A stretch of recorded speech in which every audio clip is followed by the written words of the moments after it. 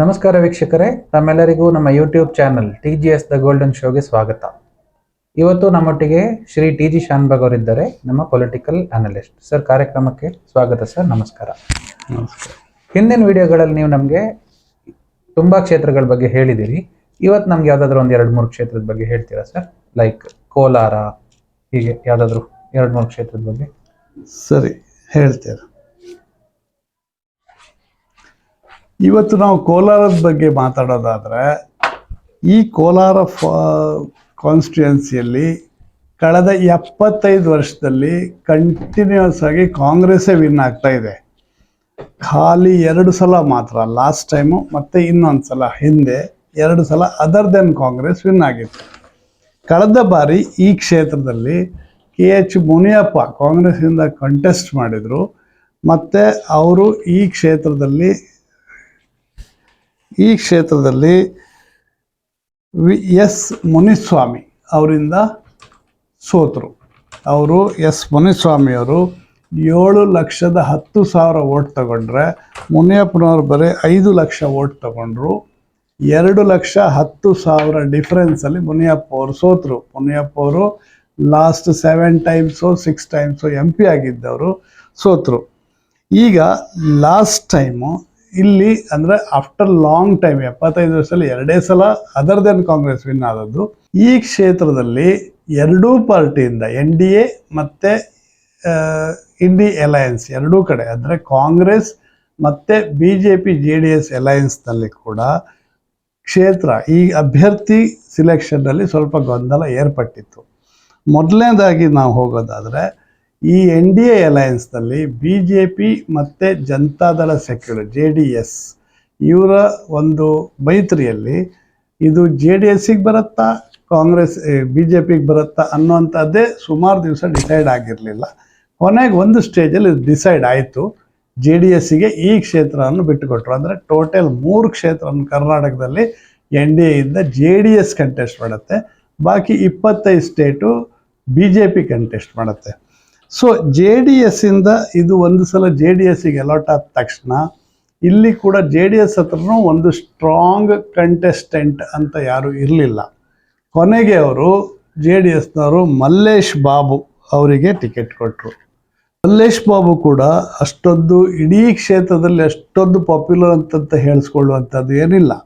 ಆದರೆ 2 ಸಲ ಇವರು ವಿಧಾನಸಭೆ ಇಲೆಕ್ಷನ್ಗೆ ಕಂಟೆಸ್ಟ್ ಮಾಡಿದರು ಅನ್ನೋದು ಬಿಟ್ಟರೆ, ಪೊಲಿಟಿಕ್ಸ್ ಅಂದರೆ ಚುನಾವಣಾ ರಾಜಕೀಯದಲ್ಲಿ ಅಷ್ಟೊಂದು ಹೇಳಿಕೊಳ್ಳುವಂತಹ ಒಂದು ಎಕ್ಸ್ಪೀರಿಯನ್ಸ್ ಏನು ಇದ್ದಂಗಿಲ್ಲ. ಮತ್ತು ನೀವು ಕಾಂಗ್ರೆಸ್ಸಿಗೆ ಹೋದರೆ, ಕಾಂಗ್ರೆಸ್ಸಲ್ಲಿ there was a very very big ಗಲಾಟ. ಅಲ್ಲಿ ಸಾಧಾರಣ ಒಂದು ಇಡೀ ಕರ್ನಾಟಕದ ಗಮನ ಸೆಳೆಯುವಷ್ಟು ಗಲಾಟೆ ಇತ್ತು. ಮಾಜಿ MP ಅಂದರೆ ಇವಾಗ ಕರ್ನಾಟಕ ರಾಜ್ಯದಲ್ಲಿ ಮಿನಿಸ್ಟರ್ ಆಗಿರುವಂಥ KH ಮುನಿಯಪ್ಪ ಅವರು ತಮ್ಮ ಅಳಿಯನಿಗೆ ಟಿಕೆಟ್ ಕೊಡಬೇಕು ಅಂತ ಪಟ್ಟು ಹಿಡಿದು ಕೂತಿದ್ರು. ಈ ಕಡೆ ಅವರಿಗೆ ಅಪೋನೆಂಟ್ ಆಗಿ ರಮೇಶ್ ಕುಮಾರ್ ಬಣ, ಅಂದರೆ ಹಿಂದೆ ಸ್ಪೀಕರ್ ಆಗಿದ್ದವರು, ಕಾಂಗ್ರೆಸ್ ಲೀಡರು ರಮೇಶ್ ಕುಮಾರ್ ಬಣ ಎಟ್ ಎನಿ ಕಾಸ್ಟ್ ಮುನಿಯಪ್ಪ ಫ್ಯಾಮಿಲಿಗೆ ಇಲ್ಲಿ ಟಿಕೆಟ್ ಸಿಗಬಾರ್ದು ಅಂತ ಗಲಾಟೆ ಮಾಡಿ ಕೊನೆಗೂ ರಮೇಶ್ ಕುಮಾರ್ ಬಣನೇ ವಿನ್ ಆಯಿತು. ರಮೇಶ್ ಕುಮಾರ್ ಬಣನೂ ಬೇಡ, KH ಮುನಿಯಪ್ಪ ಅವ್ರ ಬಣನೂ ಬೇಡ ಅಂತ ಒಬ್ಬ ತಟಸ್ಥ ಅಭ್ಯರ್ಥಿ KV ಗೌತಮ್ ಅವರಿಗೆ ಇಲ್ಲಿ ಕಾಂಗ್ರೆಸ್ನಿಂದ ಸೀಟು ಸಿಕ್ಕಿದೆ.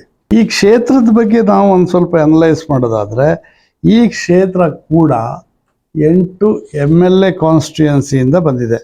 ಒಂದು ಚಿಂತಾಮಣಿ, ಮುಳಬಾಗಿಲು, KGF, ಬಂಗಾರಪೇಟೆ, ಮಾಲೂರು, ಕೋಲಾರ, ಶಿಡ್ಲಘಟ್ಟ ಮತ್ತು ಶ್ರೀನಿವಾಸಪುರ 8 ಕಾನ್ಸ್ಟಿಟ್ಯೂನ್ಸಿ. ಇಲ್ಲಿ ಟೋಟಲ್ ಮತದಾರರ ಸಂಖ್ಯೆ 17,26,000 ಇದೆ. ಇದರಲ್ಲಿ ಕೂಡ ಮಹಿಳೆಯರೇ ಮೇಲುಗೈ ಇದ್ದಾರೆ. ಮಹಿಳೆಯರು 8,73,000 ಮತದಾರರಿದ್ದಾರೆ.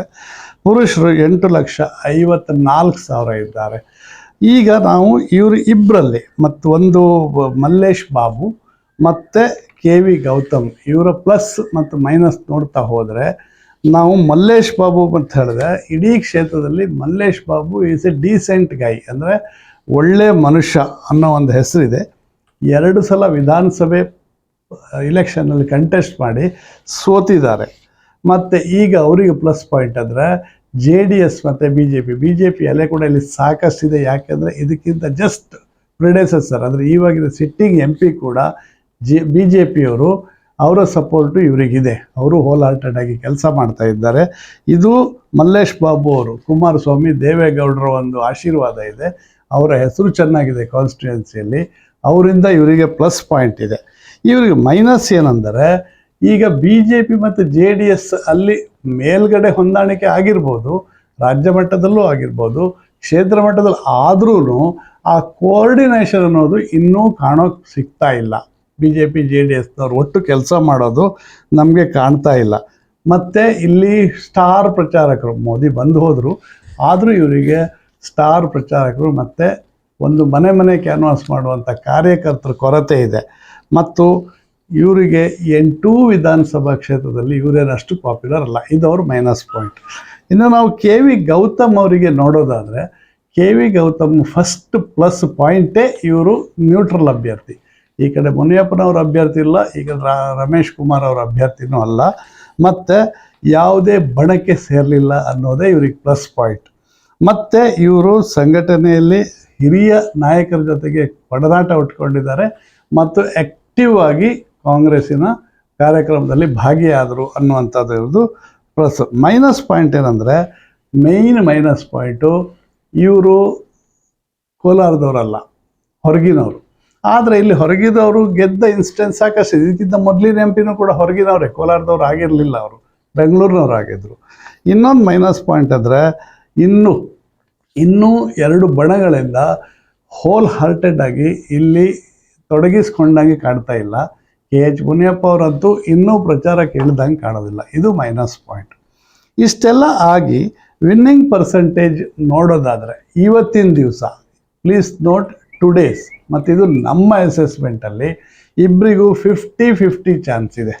50 ಇವರಿಗೆ, 50 ಮಲ್ಲೇಶ್ ಬಾಬು, 50 ಗೌತಮ್. ಇಬ್ಬರು ವಿನ್ ಆಗ್ಬೋದು. ಇನ್ನೂ 4 ದಿವಸ ಇದೆ ಇಲೆಕ್ಷನ್ಗೆ. 4 ದಿವಸದಲ್ಲಿ ಏನೇ ಒಂದು ಹೆಚ್ಚು ಕಡಿಮೆ ಆದ್ರೂ ಇಬ್ಬರೂ ಒಬ್ಬ ಗೆಲ್ಬೋದು, ಗೆಲ್ಬೋದು, ಆ ಥರ ಇದ್ದಾರೆ. ನೋಡೋಣ. ನೋಡಿದ್ರಲ್ಲ ವೀಕ್ಷಕರೇ, ಇದು ಕೋಲಾರ ಕ್ಷೇತ್ರದ ಬಗ್ಗೆ ಸರ್ದು ಅನಾಲಿಸಿಸ್. ಇದೇ ರೀತಿ ಎಲ್ಲ ಕ್ಷೇತ್ರದ ಬಗ್ಗೆನೂ ಸರ್ ನಮ್ಮ ಮಾಹಿತಿ ಕೊಡ್ತಾ ಇರ್ತಾರೆ. ಒಂದೊಂದೇ ಕ್ಷೇತ್ರ ನಾವು ಆ್ಯಡ್ ಮಾಡ್ತಾ ಹೋಗ್ತಾ ಇದ್ದೀವಿ. ಇದೇ ರೀತಿ ನಮ್ಮ ಚಾನಲ್ನ ಸಬ್ಸ್ಕ್ರೈಬ್ ಮಾಡಿ, ಈ ವಿಡಿಯೋನ ಎಂಡ್ ತನಕ ನೋಡಿದ್ದಕ್ಕೆ ಧನ್ಯವಾದಗಳು. ಮತ್ತು ಈ ಚಾನಲ್ನ ನಿಮ್ಮ ಫ್ರೆಂಡ್ಸ್ ಒಟ್ಟಿಗೂ ಶೇರ್ ಮಾಡಿ. ಸರ್, ಕಾರ್ಯಕ್ರಮದಲ್ಲಿ ಜಾಯ್ನ್ ಆಗಿದ್ದಕ್ಕೆ ಧನ್ಯವಾದಗಳು ಸರ್. ನಮಸ್ಕಾರ.